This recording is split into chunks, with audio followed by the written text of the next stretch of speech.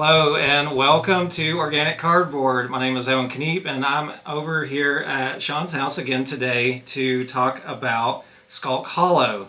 Now Skulk Hollow is produced by Pencil First Games, and we actually played a game done by Pencil First not too long. Well, I guess it's been a little bit now, but it was which one? Much more simple game, the Herbaceous Sprouts. Oh, yeah, really? Yeah. That was the Pencil. That was also them, huh? Yeah, another Pencil First game. So I'm not really familiar with them otherwise, but I had a friend who came over to our board game meetup, Paolo, and he had this game with him. He had like a little bit of time to come play a game, and he's rushing in there with his new baby and saying, "Hey, wife's gonna let me play something." So he had Skulk Hollow in his hands, and he was wanting to play it. So he was showing it to me, and we didn't get to actually play because we sucked him into a game of Beast. Which is a little bit longer. A lot longer. Depending.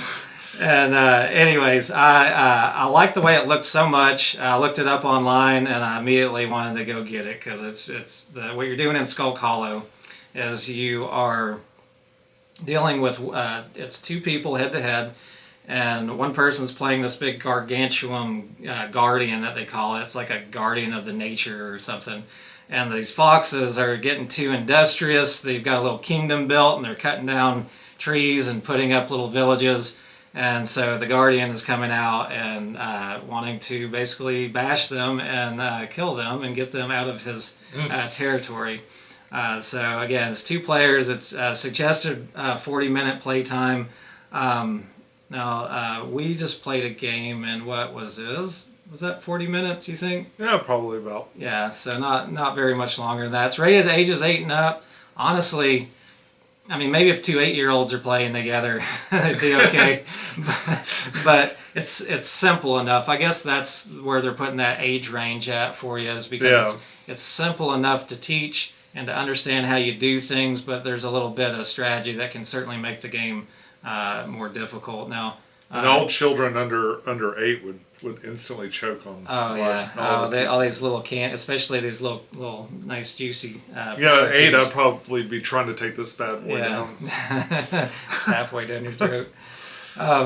So you actually almost backed this, you said, right? Yeah. I saw this come up on Kickstarter, but it was right when I was getting into board games and stuff, and I was very much. In fact, I think I backed it, and then I backed out of it to get something else. Like I think I decided I wanted something else a little bit more, and I backed out and then backed something else instead. So, but it definitely caught my eye. Mostly, we have a lot of the same interests as far as like themes go, and I love big monsters. Yeah. I can't lie about it. I love them. Yeah. So and this game's very reminiscent of like Shadows of Colossus. So you're scaling up on this big giant, all these little critters, and you're trying to chip away and knock all of the health off of the big guy in order to win. So this was out on Kickstarter in 2018. Finished at the end of 2018 or close to it, and then released to the general public in 2019. They just finished with their second retail, I guess Kickstarter and retail fulfillment for Mall Peak, which is just the sequel to this. It's its own core game. You don't have to have this to play it. A standalone sequel. Yeah, and you use bears in it instead of fox people, and they're in like kind of more of an icy realm, and so all of the guardians that you would fight are going to be more of an icy kind of character. And I actually just got that in today, so I'm going to plan to be playing that soon and maybe do a little bit of a comparison, or whether you should get one or the other, or if it matters. Is it brand new, or did it just come out? Yeah, just came out. It was just released at least from where I was purchasing it from, Game Nerds, for I think it was the very end of this last month. Oh, okay. Yeah, so I had it on hold with some other stuff that I finally released with it. I wasn't in a huge hurry to get it because I still hadn't played this when I had pre-ordered it. I didn't back it. So Skulk Hollow, again, you've got a bunch of little characters fighting one big character. It's certainly asymmetric, but a lot of the like cards and stuff it's all card based. All of your movement and actions that you're doing, or at least most of the actions are. And the Guardian's going to have options to move around in a similar way that the Foxes are going to. You got these. Most of your cards are split where they've got two options. So if you're going to do one thing, you usually lose the ability to do the other thing that turn, unless you've got other cards that you can use to kind of replace those. And yeah, so the Guardian is, at least with the base Guardian, there's 4 different Guardians that you can get. So I only have experience with the starting Guardian that you play, the easiest one to kind of with the complexity to figure out the rules for. And with him, what he's trying to do is kill 8 of the villagers, or fox people, whatever, the Foxen heroes as they're called. Or he's trying to kill the king, the main hero character. If he does either of those things, then he wins. And all the little people, what they're trying to do is chip off all of the health of the Guardian in order to beat him. When they do that, they can break certain areas. So the Guardian's got actions that you can do. You can do things that it's gonna be listed on a little card that's specific for that Guardian, and you get a nice little like player reference card or whatever too that the person playing the Foxen heroes can look at, so they are really aware of what's going on. If you break those parts though on the Guardian itself, then he won't be able to do those actions. So you can really get him in some trouble if you break things that say allow him to throw somebody off of him, because if that's broken, as Sean can attest to, it's super frustrating. The Guardian has options to mend himself to heal some of this damage, and that'll allow him to do these actions again. But if you have somebody that keeps that throw broken constantly, then it's really hard for the Guardian to keep himself from getting all this damage. And but otherwise, the Guardian can usually kill people pretty quickly if he's got the cards to do it. But the Guardian's really restricted though. He's only got 2 actions he can do per turn. The Foxen heroes have 3. Not only that, but the Foxen heroes also have the ability to get this little power pool, and certain characters that they have these little sections where you can allocate your power to those heroes, and they can take free actions by spending that power on their turn. So it gets to be that the Foxen heroes have a lot more actions that they're doing per turn, and then the Guardian is kind of struggling to throw these guys off his back and try to kill somebody. It's kind of funny because in a way that sort of simulates how a really large, a hulking large creature would be kind of slow and lumbering when it does, but very effective when it finally does something. So if it does manage to throw a character, you can throw them all the way to the other side of the board if you want. And the trouble is the board isn't very big. It's not. And they can just scamper right back over to you. What's really frustrating about the Foxes is that power up ability. So that he could spend if he gets enough people deployed that can do that, he could just charge up for a couple of rounds and then just explode on you with all this. Yeah. Just scamper right up and run all the way up on top of you, and then disable your ability to do anything about it. What scampering ability? The scamper. But the truly frustrating thing too, though, is that you've got a deck of cards that's everything that you can do. And they make a mechanism where you end up with a handful of cards, because you can prepare by discarding 1 and drawing 2, and then you automatically get another one anyway at the end of the turn. So eventually you can end up with most of the cards in your hand, and that's great, except that you can only do 2 of them. So you don't want to let somebody run around on top of you too long before you do the heel throw combo. The old heel throw. The old heel throw. And then you got to kind of decide, like, am I going to immediately zap somebody the next time they get close to me? Or I'm going to have to play this again to like really get the hang of what to do. And I think on your first game, I think that it could be frustrating if you don't realize that like there's only one throw card and then one out of all these cards. There's only one that gets the guy off of you, and then, well, two potentially, because there's another card that'll let you do anything. Mm-hmm. This is great, but I'm always having to heal with this. Yeah. And if you have to heal with it, there's a couple of heal cards in here too. It's a little easier to heal than it is to throw, but man, it's so frustrating to like have to cycle through your whole deck just to throw somebody off. Yeah, it's a bit of a booger. You know, one of the strategies I think with the Guardian is to sit back and kind of bide his energy, and like you said, fill up like your hand full of your cards, and then those cards that you are discarding, those will then be drawn quickly if most of your deck is in your hand already, because you have no hand limit.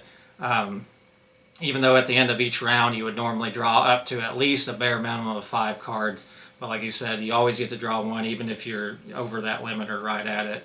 The foxes have to come to you. The foxes, yeah, and a lot of the foxes are pretty fragile. It just depends. None of them have more than 2 health except for the king, and the king is only one of 4 heroes. So the main heroes, anyways. And so the other heroes are a little more complicated to play. They're still really powerful, but they also only have like 2 health on them, I believe. And so the king's maybe a little, going to be easier to play as the fox and heroes to be able to take that damage. He's got 2 power that he can use too. So if you can fill that power up, he's pretty hefty once he gets onto the Guardian. Mm. I told Sean not to be too frustrated one way or another as far as this is my, I guess I had one partial playthrough. We ran out of time, not because the game was long, but because where we were at was closing. We were at that game convention, so we were like playing it just last minute. Like, hey, you want to learn a game real fast and then not finish it? Oh, you got 5 minutes, sure. And he was right with it because he's another board gamer. So he's like, yeah, let's learn as much as we can, play it as much as we can. But I did do a whole another playthrough, and it really does almost take at least a half playthrough in order to kind of learn your deck, because the deck's not that big. But you do kind of have to learn it and have to be aware of what is going to come up and how often.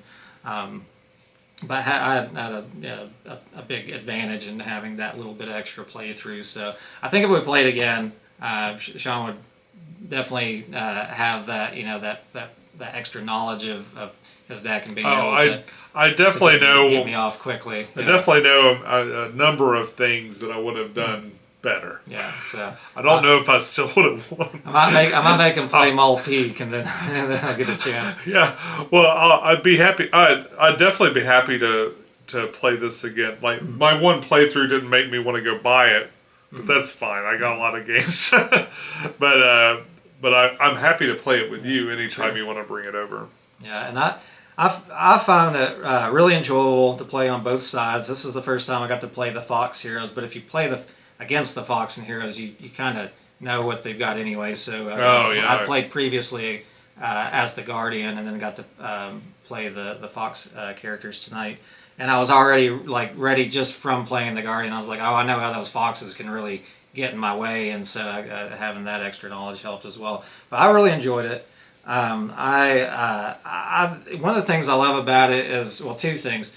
I love how easy it is to teach. Super easy to teach.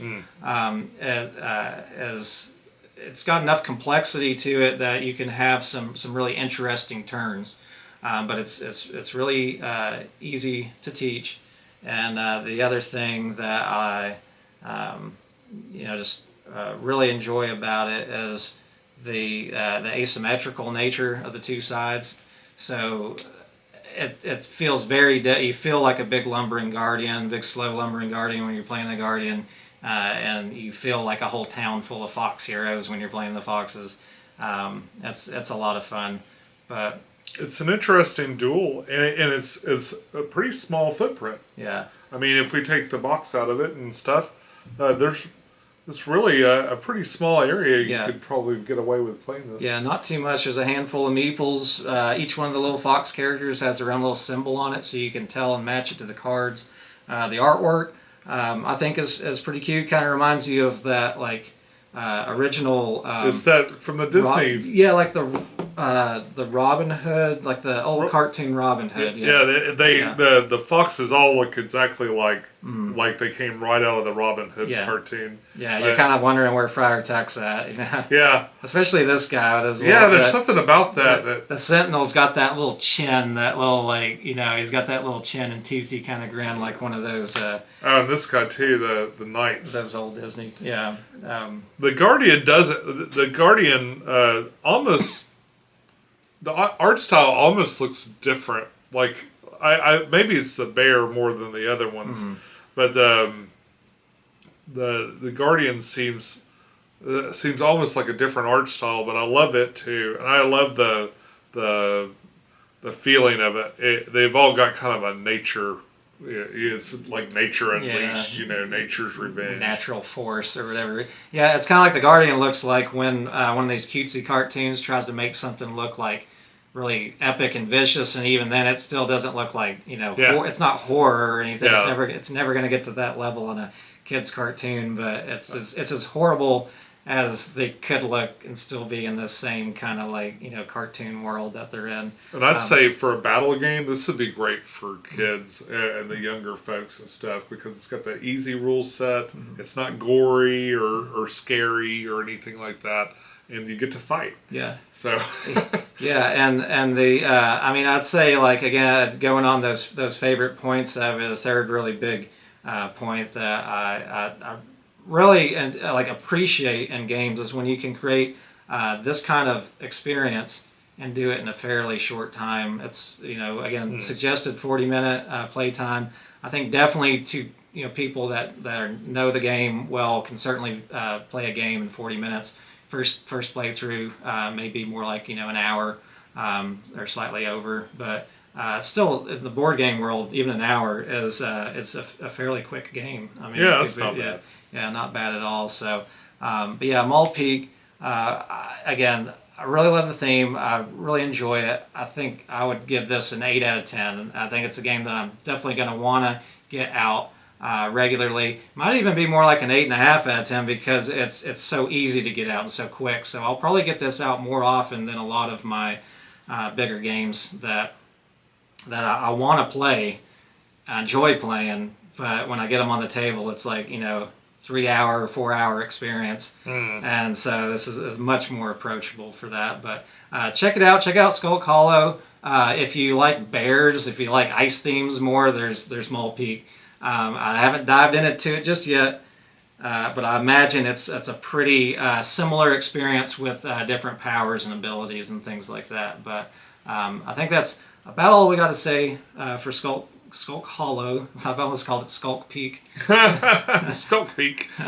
But anyways, thank you guys so much for stopping by. I hope this video kind of helps you decide if Skulk Hollow is right for you. I think it's a pretty reasonable price. I want to say I spent around $40 for it. Oh, that's not bad at all. Or at least at the retail, it's about that. But how many bad guys are in there? There's four different ones. So it's a lot of different games over and over again. Yeah, and if you play one of them, you're going to probably want to play the foxes against that particular one too. So I think it's got a lot of replayability for that. Yeah. So, anyways, but again, thanks so much for stopping by. Hope you guys have a excellent rest of your day. If you enjoy this kind of content, you know, you can always give a couple of those free clicks on the screen. It really helps support out channels like mine and like Sean's over at PecktecGames. So check him out if you haven't checked him out already. But until next time, take care. Have a great rest of your day. Bye-bye. Set. Get out of the set!